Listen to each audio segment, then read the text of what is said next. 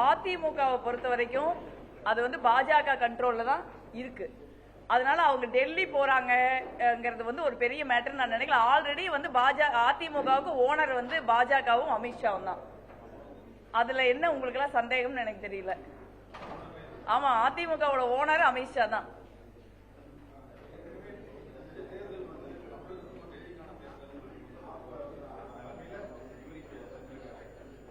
இல்ல, மாண்புமிகு முதலமைச்சர் அவர்கள் சொல்றது வந்து ரொம்ப கரெக்ட். ஏன்னா இந்த தேர்தல் ஏன் தமிழகத்திற்கும் டெல்லிக்குமான தேர்தல் முதலமைச்சர் சொல்றாங்கன்னா, நாளைக்கு வந்து அது என்னைக்காவது வந்து எடப்பாடி பழனிசாமி அவர்களே அது அதிமுக கூட்டணிங்கிறாரு.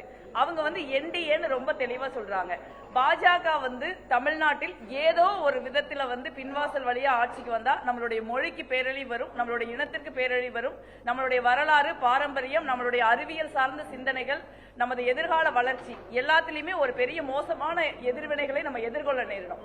அவங்க வந்து ஒரு டெல்லி கட்சி தான். அவங்க வந்து ஒரு காங்கிரஸ் கட்சி மாதிரி எல்லா மாநில உணர்வுகளையும் உள்ளடக்குகிற ஒரு கட்சி கிடையாது. அவங்க வந்து ஒரே நாடு, ஒரே மொழி, ஒரே இனம், ஒரே சாமின்னு சொல்ற ஒரு கோஷ்டி. அதனால இது வந்து அவங்க டெல்லியில இருந்து தான் தமிழ்நாட்டை பார்ப்பாங்க. தமிழ்நாட்டில இருந்து அவங்க டெல்லியை பார்க்கவே மாட்டாங்க. அதனால இது டெல்லிக்கும் தமிழ்நாட்டு மக்களுக்குமான தேர்தல்ங்கிறது தான் சரின்னு நான் நினைக்கிறேன்.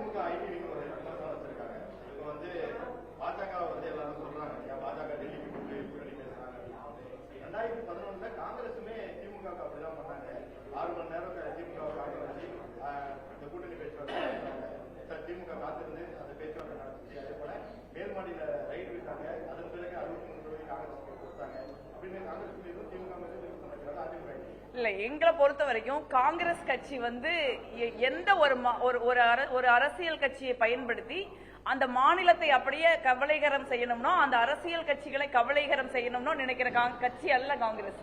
ஆனா பாரதிய ஜனதா கட்சியினுடைய வரலாறு பாத்தீங்கன்னா, அவங்க ஒரு மாநிலத்துல ஒரு கட்சியோடைய கூட்டணி வச்சு அந்த கட்சியை அப்படியே கவலைகரம் பண்ணிட்டு அந்த மாநிலத்திலையும் வந்து அந்த மாநிலத்தை அப்படியே அழிச்சிடுறாங்க. அதனால பாரதிய ஜனதா கட்சியும் காங்கிரஸ் கட்சியும் ஒப்பீட்டு அளவுல வந்து ஒண்ணு கிடையாது.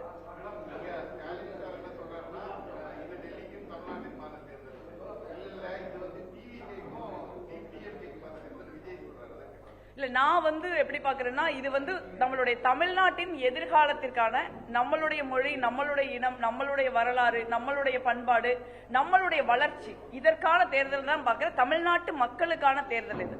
இது வந்து மற்ற அரசியல் கட்சிகளுக்கான தேர்தல் இல்ல, ஒரு சாதாரண தேர்தல் கிடையாது. தமிழ்நாட்டில் இது நடக்க இருக்கிறது. பாரதிய ஜனதா கட்சி எப்பொழுதுமே தமிழ்நாட்டில் இந்த அளவுக்கு வந்து ஒரு அதிமுகவை முழுக்க கைப்பற்றிய ஒரு சூழல் இல்லை. இன்னைக்கு வந்து முழுக்க அவங்க அதிமுகங்கிற ஒரு அரசியல் கட்சியை கைப்பற்றிருக்காங்க. இது தமிழ்நாட்டினுடைய எதிர்காலத்தை, தமிழ்நாட்டு மக்களுடைய எதிர்காலத்தை தீர்மானிக்கக்கூடிய தேர்தல் நான் நினைக்கிறேன். அதான் தமிழ்நாட்டு மக்கள், தமிழ்நாட்டினுடைய எதிர்காலத்திற்கான தேர்தல் தான் நான் நினைக்கிறேன். இது ரெண்டு கட்சிகளுக்கான போட்டி நான் நினைக்கல.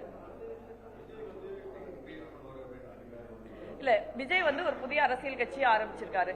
அவர் ஒரு பிரபலமான ஒரு நடிகர். அவருக்கு வந்து ஒரு சில இளைஞர்கள் மத்தியில மிக நிச்சயமா வந்து ஒரு குறிப்பிட்ட வாக்கு சதவீதம் அவருக்கு கிடைக்கும். ஆனா இந்தியா கூட்டணி தான் வந்து மிக பெரும்பான்மை பெறுது ஒரு நல்ல வெற்றியை அடையுங்கிறத நான் நினைக்கிறேன். தமிழ்நாட்டுல தொங்கு சட்டமன்றம் வராது பெருசா. இல்ல, ஆட்சி அதிகாரத்தினுடைய பங்கை பொறுத்த வரைக்கும் நாங்க நிறைய பேசியாச்சு. இப்ப வந்து நம்ம தேர்தல் கூட்டணி முடிவாயிருச்சு. இப்ப தேர்தலை ஜெயிக்கிறது எப்படின்னு தான் நம்ம பாக்கணுமே ஒழிய மற்ற விஷயங்கள் அப்புறம் டைம் இருக்கு நிறைய. தொங்கு சட்டமன்றம் தமிழ்நாட்டில் வர, தமிழ்நாட்டுல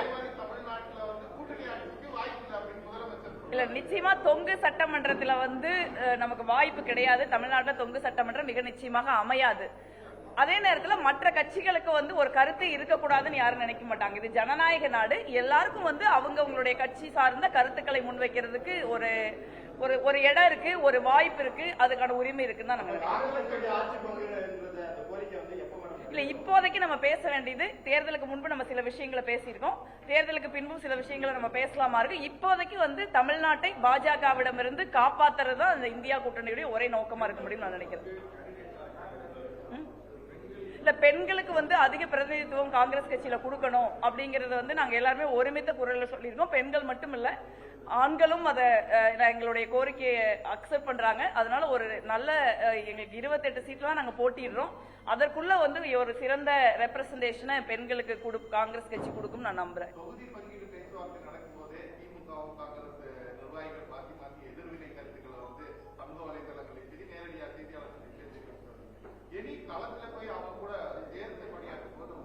ஏங்க அதிமுக வந்து பாஜக கழுவி ஊத்திக்கிட்டு இருந்தாங்க.